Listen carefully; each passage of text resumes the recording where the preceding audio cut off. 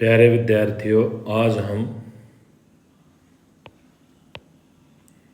उड़ान कार्यपुस्तिका चरण 3 के अंतर्गत कक्षा 7 के अध्याय 2 हिमालय की बेटियां निबंध का उड़ान कार्यपुस्तिका का कार्य हल करेंगे। आशा है आपको ये पसंद आएगा। प्यारे विद्यार्थियों, आप अपने चैनल नवजल एजुकेशन शिलारपुर को सब्सक्राइब करें, वीडियो को लाइक करें, शेयर करें तथा कमेंट करें। अब देखिए, सबसे पहले यहाँ ये गतिविधि 1 दी गई है। हम इस गतिविधि 1 को हल करेंगे। ये एक गद्यांश दिया गया है। हमें इस गद्यांश को अच्छी तरह पढ़ना है और इस गद्यांश के अनुसार ही इन प्रश्नों का उत्तर देना है।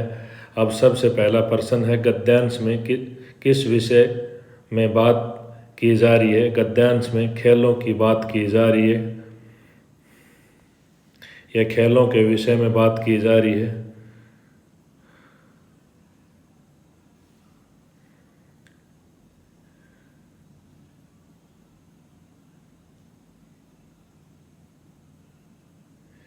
प्रश्न 2, खेल कूद से मांसपेशियां कैसी बनती हैं? खेल कूद से मांसपेशियां सशक्त और हष्ट-पुष्ट बनती हैं। प्रश्न नंबर 3, खेलों से किसका समुचित विकास होता है? खेलों से तन और मन का समुचित विकास होता है। प्रश्न नंबर 4, खेलों से मनुष्य में कौन से गुण विकसित होते हैं? खेलों से मनुष्य में क्षमा, दया, स्वाभिमान, आज्ञा पालन तथा अनुशासन के गुण विकसित होते हैं। प्रश्न 5, मानसिक विकास के लिए किसकी आवश्यकता होती है? मानसिक विकास के लिए शिक्षा की आवश्यकता होती है। प्रश्न 6, नीचे दिए गए शब्द को वाक्यों में प्रयोग करना है। सर्वांगीण, बच्चों के सर्वांगीण विकास के लिए खेल जरूरी है। ये हमने इस शब्द को वाक्यों में प्रयोग कर दिया है। उपयुक्त गद्यांश का उचित शीर्षक क्या होगा? जीवन में खेलों का महत्व उचित शीर्षक होगा। अब देखिए प्रश्न 8, खेलों में अपना कैरियर बनाने वाले किन्हीं 3 खिलाड़ियों के नाम लिखो। वीरेंद्र सहवाग, कपिल देव, युवराज सिंह, ये तीनों क्रिकेट से संबंधित खिलाड़ी हैं। प्रश्न 9, खेलों से होने वाले कोई 3 लाभ क्या है? मांसपेशियों का विकास होता है, तन और मन का विकास होता है, अनुशासन का विकास होता है। प्रश्न 10, आपको कौन सा खेल पसंद है और क्यों? हमें या मुझे हॉकी खेल पसंद है क्योंकि इससे सारे शरीर का व्यायाम होता है। अब ये गतिविधि 2,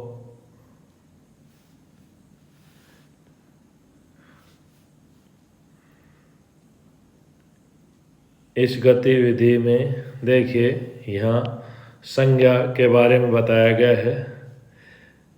जैसे नदी शब्द है, उसको उल्टा बनाएंगे तो दीन हो गया, दीन भाववाचक संज्ञा हो गई। ऐसे ही धारा का उल्टा शब्द बनाएंगे, राधा बन जाएगा, राधा व्यक्तिवाचक संज्ञा है। याद का उल्टा दया बन जाएगा, दया भाववाचक संज्ञा है। लगा का उल्टा शब्द गाल बन जाएगा, गाल शरीर के एक हिस्से के हिसाब से क्या है? व्यक्तिवाचक संज्ञा है। और गाल तम्बाकू की एक जाति होती है, उसके हिसाब से जातिवाचक संज्ञा का उदाहरण है।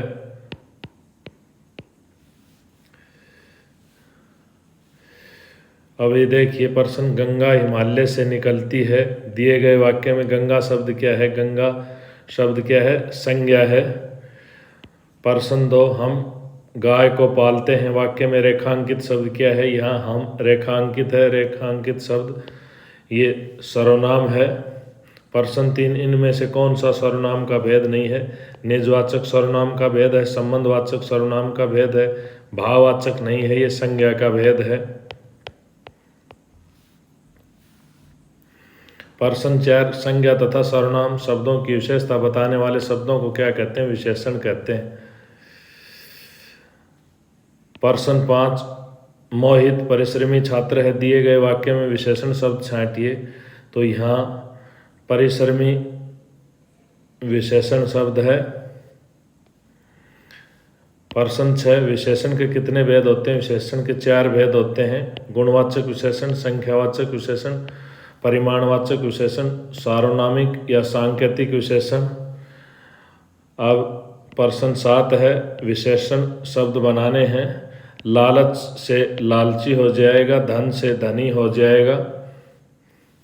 पर्सन 8 निम्नलिखित वाक्यों में विशेषण छांटकर उनके भेदों के नाम लिखिए।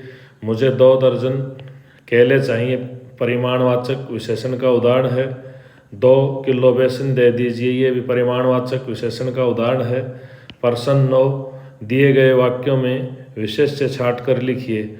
मुझे ठंडा दूध अच्छा लगता है। तो यहाँ देखिए,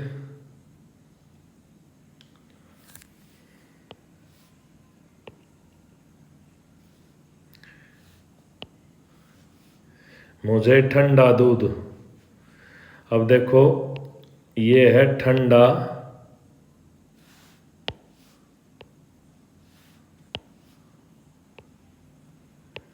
ठंडा दूध। तो ये विशेषण है, यहाँ दूध विशेष्य हो गया। अब देखिए, रंगीन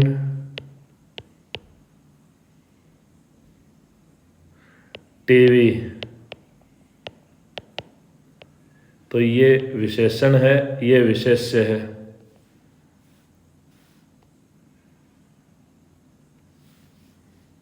पर्सन 10 विशेषण और विशेष्य की परिभाषा बतानी है। संज्ञा या सर्वनाम शब्दों की विशेषता बताने वाले शब्दों को विशेषण कहते हैं। यहाँ देखिए, लाल मिर्च ये शब्द है, तो यहाँ मिर्च शब्द की विशेषता लाल प्रकट कर रहा है, तो ये विशेषण है। जिन शब्दों की विशेषता बताई जाती है उन्हें विशेष्य कहते हैं, विशेष्य कहते हैं। अब देखिए, किस शब्द की विशेषता बताई जा रही है? मिर्च की बताई जा रही है, तो ये विशेष्य का उदाहरण है।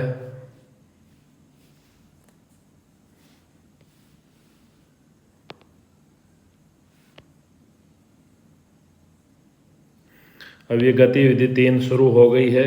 इसमें संधि का जिक्र आ रहा है। कहता है, निकटवर्ती वर्णों या ध्वनियों के मिलने से जो विकार या परिवर्तन होता है उसे संधि कहते हैं। संधि के 3 भेद हैं, स्वर संधि, व्यंजन संधि, विसर्ग संधि। ये तीनों के उदाहरण दिए गए हैं।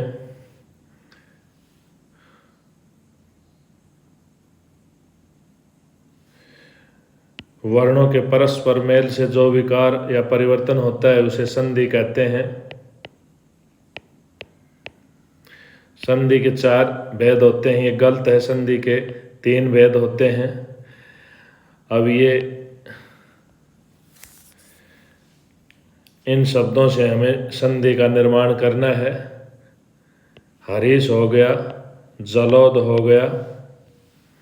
अब संधि विच्छेद से संबंधित पर्सन है। पर्सन नंबर 3 अत्यधिक का अति जमा में अधिक हो जाएगा।